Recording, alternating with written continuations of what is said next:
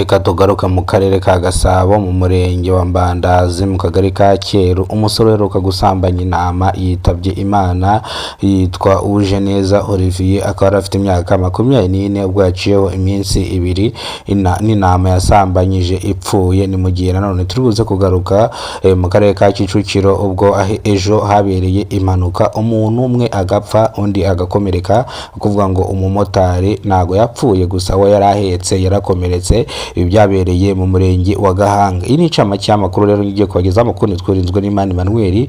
Kora subscribe ufungura inzogera kugira ngo uzajye ubona amakuru mu gihugu cy'u Rwanda. Nge mugiye kubana nitwirinzwe n'Imana Emmanuel, abanzanze ku muzina kidasamura. Reka turambure inkuru duhere mu karere ka Gasabo, ariko reka duhere mu karere ka Kicukiro aho impanuka yabereye. Oya, reka duhere mu karere ka Kicukiro, niho bikaze cyane. Inkuru mbi yongeye kumvikana mu karere ka Kicukiro. Umugabo w'imyaka 40 yasambanyije intama ihita ipfa, naho ubu ngubu akaba yitabye Imana. Ni mu gihe yajyanwe kwa muganga ngo barebe icyamwishe. Intama itaba yamwanduje nk'icyorezo gishyashya, kikaba aricyo kimuhitanye, ariko ibisubizo byo kwa muganga ntago birasohoka. Nibiza gusohoka turaza kubibabwira ngo yishwe n'iki. Ni mu gihe iyi ntama nayo yapfuye yishwe n'amasoro, koko veterineri nk'uko yabigarutseho arimo apima ino ntama rwose ngo y'amasoro yaje kuyigiraho ingaruka birangira iyi ntama ipfuye. Munyarwandakazi, tujye twirinda ibikosa nk'ibi ngibi cyangwa amafuti nk'aya ngaya ajya aba umuntu muzima. Buriya ntago yakurira intama ngo agiye kuyisambanya. Ni mu gihe umusore twari turi kumwe mwakano kagari yatubwiye ko uno musore amaze iminsi ingahe avuye mu bitaro, akaba yarimo yivuza ko yari afite ikibazo cyo mu mutwe, ariko abantu bakomeje kubiduhisha, ariko ni uko nguko byagenze. Noneho ni ukuvuga ngo reka noneho tugaruke mu murenge wa Gahanga, aho ahabereye impanuka yahamuye abantu benshi. Abantu bose bagize ubwoba. Iyi mpanuka rero yabereye hano iteye ubwoba, kandi nzajya nkora inkuru y'impanuka. Ntago mba ndi gukora ino nkuru kugira ngo ibahamura, ahubwo mba ndi gukora iyi nkuru kugira ngo ibigishe ndetse ibabere n'isomo. Mujye mugenda muri focus mu muhanda mutumbereye iyo mujya, pana kurangarira mu muhanda. Nimugere impanuka yabaye saa 10 ku itariki 24 z'ukwezi kwa karindwi umwaka wa 2025.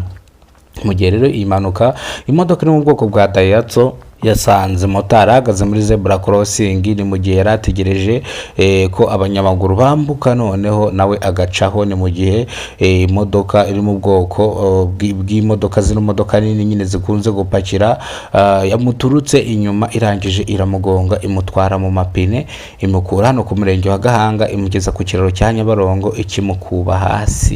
Ni mu gihe abantu bose bagize ubwoba.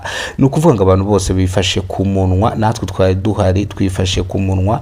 Ibintu birakabi. Ni ukuvuga ngo umuntu wese wabonye ino mpanuka yagize ubwoba. Niyo mpamvu nanjye ndi gukora ino mpanuka, ndetse hano niyo mpamvu nanze kubashyiriramo amashusho kugira ngo mutaza kugira ubwoba. Ariko video za mbere nazikoze zirimo amashusho, ibyo twaganiriye n'abantu, ziri kuri Kidasamura TV Rwanda. Mujyeho rwose murahita muzibona, ndetse n'imbere y'ubwo murigeze kubona muyoboro mwibutsa gukora subscribe ugafungura inzogera kugira ngo uzajye ubona amakuru mu gihugu cy'u Rwanda. Turazagaruka mu karere ka Rusizi mu murenge wa Giheki, aho naho haherutse kubera impanuka y'ikamyo iri mu bwoko bwa hoho, ikaba yaragonze umumotari akahita apfa, naho umugenzi akarokoka. Ni mu gihe ibi ngibi byabaye ku itariki 22 z'ukwezi kwa karindwi umwaka wa 2025. Mu gihe umushoferi yahise atoroka. None niba agiye kubabwira ko ino mpanuka yabereye mu murenge wa Gahanga, umushoferi nawe yahise atoroka aburirwa irengero. Ubu ngubu akaba bari gushakishwa bombi kugira ngo bahanwe. Ni mu gihe rero izi modoka ba nyirazo bataraza kuzireba kugira ngo bishyure cyangwa bagiye nyine zijyanwe mu mategeko. Ruvuga ngo ubu ngubu ziri mu bizibiti. Murakoze cyane rero wowe wakoze subscribe uruwa gaciro, nawe utarakora subscribe kora subscribe ufungura inzogera kugira ngo ujye ubona amakuru mu gihugu cy'u Rwanda. Ndetse umuntu wakoze subscribe tongera kumumenyesha ko ibyo tugezeho ari we tubikesha, kubera ko gukora subscribe ni impunga yiwe yaduhaye ikomeye cyane, yaduteye support. Buri umuntu nagutera support uzamubwira ati yambo nanjye no mpamvu mbakunda nk'imwe. Murakoze cyane rero, nge mwari muri kumwe nitwirinzwe n'Imana Emmanuel, abanzi banze mu zina Kidasamura. Mukomeze mukurikirane gahunda za Kidasamura TV Rwanda.